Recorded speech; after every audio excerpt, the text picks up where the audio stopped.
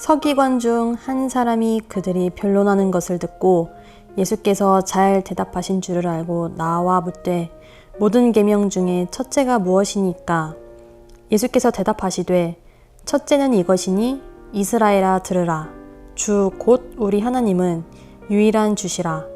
내 마음을 다하고 목숨을 다하고 뜻을 다하고 힘을 다하여 주 너의 하나님을 사랑하라 하신 것이요. 둘째는 이것이니 내 이웃을 내 자신과 같이 사랑하라 하신 것이라. 이보다 더 큰 계명이 없느니라. 서기관이 이르되 선생님이여 옳소이다. 하나님은 한 분이시요 그 외에 다른 이가 없다 하신 말씀이 참이니이다. 또 마음을 다하고 지혜를 다하고 힘을 다하여 하나님을 사랑하는 것과 또 이웃을 자기 자신과 같이 사랑하는 것이 전체로 드리는 모든 번제물과 기타 제물보다 나으니이다. 예수께서 그가 지혜 있게 대답함을 보시고 이르시되 내가 하나님의 나라에서 멀지 않도다 하시니 그 후에 감히 묻는 자가 없더라. 샬롬. 오늘도 말씀을 사모하는 마음으로 나오신 성도님 한 분 한 분 모두 하나님의 사랑이 풍성하길 축복합니다. 여러분은 성경의 주제가 무엇이라고 생각하시나요?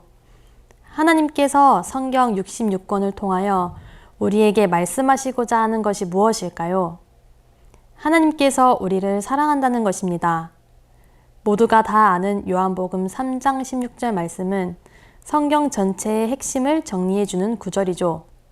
성경 곳곳에는 우리를 향한 하나님의 사랑이 기록되어 있습니다. 그렇다면 우리는 하나님의 일편단심 사랑 앞에 어떻게 반응해야 할까요? 예수님 당시의 서기관들은 율법에 능통한 학자들이었습니다. 이들은 예수님에 대한 소문을 듣고 종종 찾아와서 여러 가지 질문들을 던지곤 했습니다. 하지만 진정 궁금한 까닭에 드리는 질문이 아닌 예수님을 곤란에 빠뜨리고자 했던 함정 질문과도 같은 것입니다. 그래서 서기관들이 예수님께 질문하는 장면을 만나실 때마다 서기관들의 그릇된 동기를 잘 살필 줄 알아야 합니다. 오늘 본문 말씀에서도 서기관은 예수님께 당혹스러움을 주고자 질문을 던졌습니다. 모든 모세의 율법 중에서 어느 것이 첫째 되는 계명이냐 하고 말이죠. 사랑하는 성도 여러분, 만약 여러분 주위에 성경 안에서 최고의 명령을 알려달라고 한다면 뭐라고 대답하시겠습니까? 그것은 바로 하나님을 사랑하는 것, 그리고 내 이웃을 사랑하는 것입니다. 성도 여러분, 하나님을 사랑하십시오. 이것이 예수님께서 말씀하신 핵심입니다. 하나님을 사랑하지 않는다면 그 많은 율법을 지키는 것은 모두 허사가 될 것입니다. 하나님을 사랑하지 않는다면 산을 옮길 만한 믿음이 있고 천사의 말을 한다 해도 모두 아무것도 아니게 된다고 고린도전서 13장은 증언합니다. 사랑은 능동적인 것입니다. 하나님께서 명령한 것만 수동적으로 지키는 것이 아니라 하나님을 기쁘시게 하고자 능동적으로 움직여야 합니다. 창의적으로 생각해야 합니다. 그래서 하나님을 기쁘시게 하기 위해서 남을 위해 봉사하며 시간과 물질을 나누게 됩니다. 이것들은 결코 수동적으로 할 수 없는 것들입니다. 우리의 인생에 얼마나 많은 수동적 종교 행위들이 있는지 돌아보아야 할 것입니다. 그리고 하나님과의 깊은 사랑에 빠져서 하루 종일 주님을 기쁘게 해드리고자 하는 생각으로 가득 차야 할 것입니다. 당시 종교 지도자들은 대단한 열성으로 율법을 지켰지만 하나님 사랑하기를 놓쳤습니다.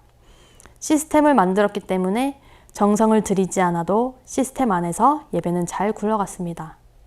우리도 혹시 그런 모습이 있지 않나 돌아볼 필요가 있습니다. 각종 예배가 있으니까 드리지만 또 섬김의 기회가 있으니까 섬기고 구제의 기회가 있으니까 섬기지만 정말로 내 안에 하나님을 사랑하기 때문에 하나님을 기쁘시게 하기 위해서 하는 것인지 진지하게 스스로를 돌아보아야 합니다. 예수님은 그들의 건조한 종교 행위를 기뻐하지 않으셨습니다. 우리를 위해 밤낮으로 일하시는 하나님께 대한 감격 없는 예배를 경고하셨습니다. 사랑하는 성도 여러분, 우리가 주님을 기쁘시게 하기 위해서 자발적으로 적극적으로 할 수 있는 일이 무엇이 있을까요? 저는 골방에서의 기도라고 생각합니다. 아무도 보지 않는 곳에서, 아무도 알아주지 않는 곳에서 조용히 문 닫고 기도하는 것이야말로 하나님을 영화롭게 하는 최고의 행위라고 생각합니다. 골방의 기도는 아무런 가식이 없습니다. 자랑할 명예가 없습니다. 가장 정직한 시간입니다. 하나님을 사랑하는 것은 가장 조용한 곳에서 주님을 찾는 것입니다. 성도 여러분 모두가 하나님과 1대1의 깊은 대화 시간이 날마다 더해가기를 예수님의 이름으로 축복합니다. 두 번째는 바로 이웃을 사랑하는 것입니다. 사랑이라는 주제가 모든 노래, 영화, 소설, 시에서 사용되는 값싼 소재가 되었다 할지라도 사랑만큼 위대한 것이 없습니다. 인간 모두에게 필요한 것이며 찾고 있는 것이 결국 사랑이기 때문입니다. 그러나 현대인들은 사랑을 오해합니다. 사랑을 감정이라고 생각합니다. 사랑의 조건을 더합니다. 그것은 진정한 사랑이 아니지요. 예수님은 사랑에 대한 파격적인 제의를 하셨습니다.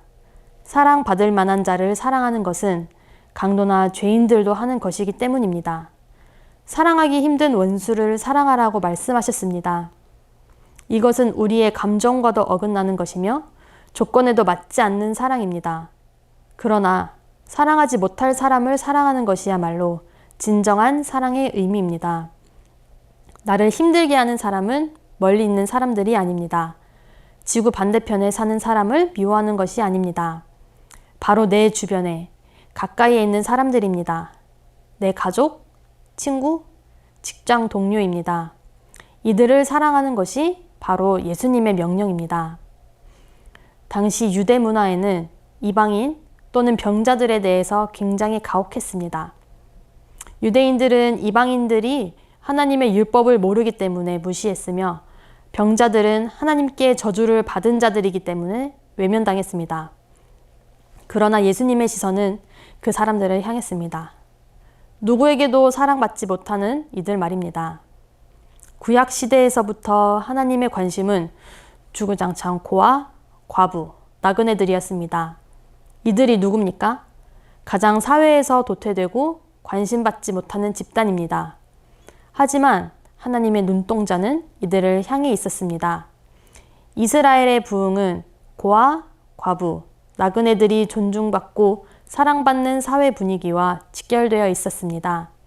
반대로 이스라엘이 부패할 때에는 그들이 꼭 핍박받고 어려움 당할 때였습니다. 이웃을 사랑하는 것은 그만큼 중요한 일입니다. 누구든지 하나님을 사랑하노라 하고 그 형제를 미워하면 이는 거짓말하는 자니 보는 바 그 형제를 사랑하지 아니하는 자는 보지 못하는 바 하나님을 사랑할 수 없느니라. 우리가 이 계명을 주께 받았나니 하나님을 사랑하는 자는 또한 그 형제를 사랑할지니라. 요한일서 4장 20절 21절 말씀입니다. 사랑하는 성도 여러분, 우리는 사랑하라고 세워진 자들입니다. 그리스도인은 화평케 하는 복음을 전하는 사람들입니다. 우리는 하나님의 사랑 없이 이웃을 사랑할 수 없습니다. 하나님의 자녀로서 하나님의 사랑을 충분히 받고 누리며 그 사랑을 주위에 흘러보내는 예수님의 향기를 드러내는 복된 우리 모두 되기를 바랍니다. 홀로 있을 때 말씀을 자주 보고 기도함으로 저희의 관심이 오로지 하나님께로 향해 사랑이 많으시고 우리를 복주시는 그 크신 하나님의 사랑을 가득 느끼시기를 예수님의 이름으로 축복합니다. 기도하겠습니다. 사랑의 주님, 감사합니다. 우리를 늘 좋은 길로 인도하시는 하나님만을 찬양합니다. 주님은 저희를 너무나 사랑하셔서 독생자 예수님을 이 땅에 친히 보내주시기까지 했지만 저희는 정작 그 사랑을 이웃들에게 전해주지 못할 때가 많이 있습니다. 하나님보다는 세상을 더 사랑할 때가 많으며 주변 사람의 어려움을 애써 모르는 척 지나갈 때가 많았습니다. 저희는 매일 수많은 선택들을 하며 살아가는데 그중 제일이신 하나님을 선택하고 내 이웃을 내 몸과 같이 사랑하라고 하신 하나님 말씀처럼 그들을 위해 기도하며 필요를 채워줄 수 있는 우리가 되게 사용하여 주세요. 예수님의 이름으로 기도합니다. 아멘.